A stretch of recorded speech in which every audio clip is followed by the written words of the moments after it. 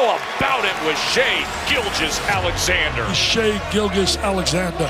His control, the way he plays under with poise. And just the calmness in which he plays the game. He can play. He can play. He's got that winner's mentality. Uses length, his wingspan, able to finish. What a player. All you kids out there, admire a kid like this. Didn't come in here with the big-time reputation. Didn't start in the beginning of the year. Never pounded, never sulked. Just kept playing and playing and playing.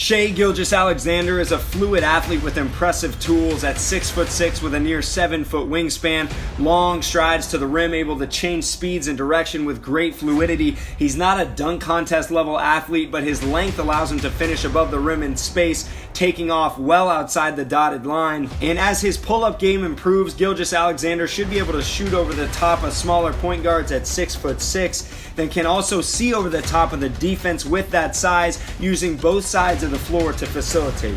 Gilgeous-Alexander is extremely skilled out of ball screens as a scorer and a facilitator. He's not the most dynamic shot maker, but he's instinctual splitting ball screens and really slithery to the paint with a unique ability to change direction on a dime. He uses change of pace between the leg dribbles to beat opposing bigs, get to his spots, and then finish with finesse. Gilgeous-Alexander, not a physical guy in the paint, but he's very advanced as a finisher given his craft and length. Here does a great job with an inside hand, inside foot scoop finish. Again, he does a nice job cutting angles here against Chuma Okeke. Full extension with that inside hand, inside foot scoop finish.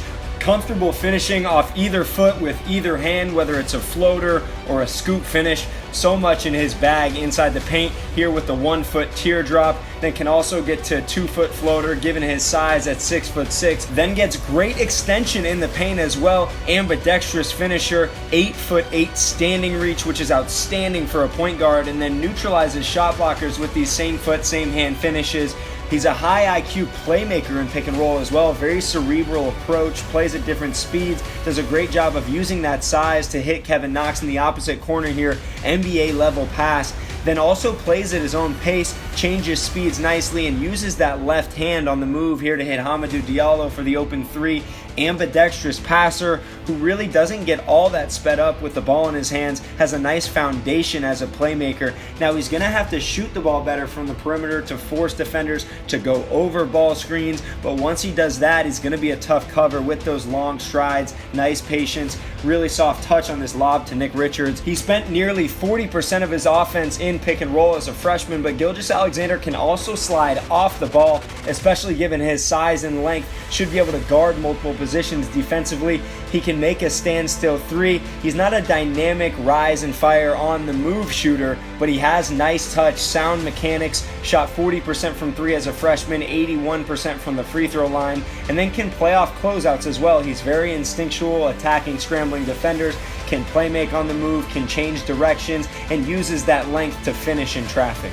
He's not the most physical defender, but Gilgeous-Alexander has outstanding potential on that end of the floor. 6'6" with a 7-foot wingspan, can be really disruptive against opposing point guards. 2 steals per 40 minutes, has the measurements of a wing, so should be able to defend multiple positions in time, 1, 2, and maybe even 3 down the road.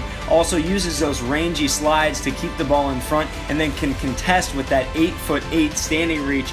Really rare for a point guard. Does a nice job of recovering to alter jump shots out of pick and roll. Again, not the most physical guy, can improve in terms of consistency with keeping the ball in front of him, but really impressive tools and can cover ground on closeouts, getting to jump shots.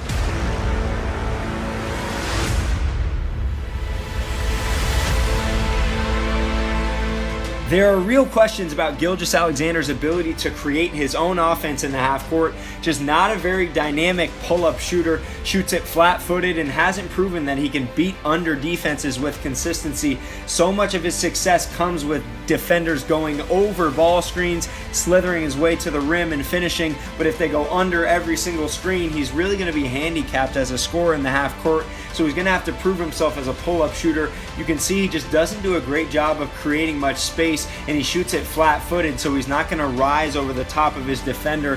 Really unable to use his size effectively because of that. Against a switch here, just doesn't have much in terms of shot creation, has to give the ball up, and then he's really slow and methodical trying to get to his pull-up and mid-range spots here. Easy shot to contest, a little bit labored of a stroke. Somewhat of a disconnect between his lower and upper body on these pull-ups. Is going to have to become a more dynamic off-the-dribble shooter to unlock some of his best qualities as a pick-and-roll slasher and playmaker.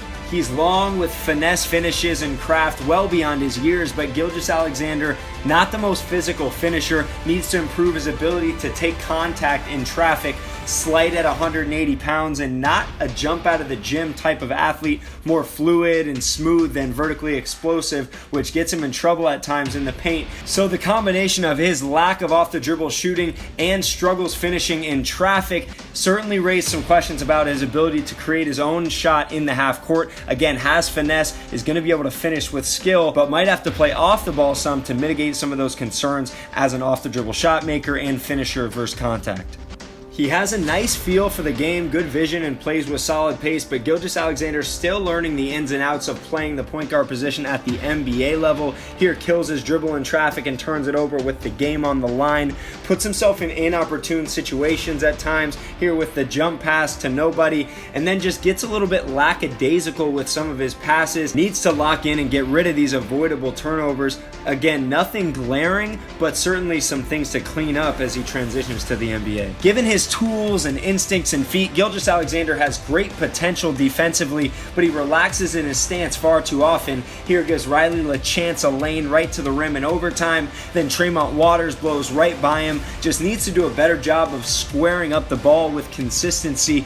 Likes to allow opponents to go by him and then try to use that 7-foot wingspan to poke the ball away. Just not the most physical defender. Here gets caught on the screen, late recovering. Needs to do a better job of walling up in the post as well. He has length, has positional size, but 180 pounds, probably going to be a while before he can guard twos, threes at the NBA level. Jonathan Gavoni of DraftExpress. We're here with Shai Gilgeous-Alexander at the Nike Hoop Summit. And after talking to my family, my parents, and my coaches, I want to let the world know that I'll be entering my name to that 2018 NBA draft.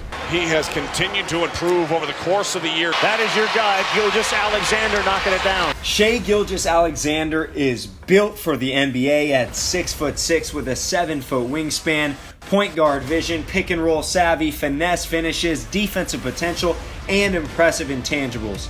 He has questions to answer about his pull-up jumper and overall shot creation, but there's not a whole lot of downside to the Canadian guard given his versatility, instincts, and skill level in the positionless NBA. Trae Young and Colin Sexton have stolen the headlines as far as point guards go, but Shai Gilgeous-Alexander has a legitimate chance to be the best lead guard taken in the 2018 NBA draft. Every game I got better. Every practice I got better. I watched a lot of film and seeing the spots where I could take advantage of and stuff like that. And I just try to work at it every morning, and it paid off, and it did good.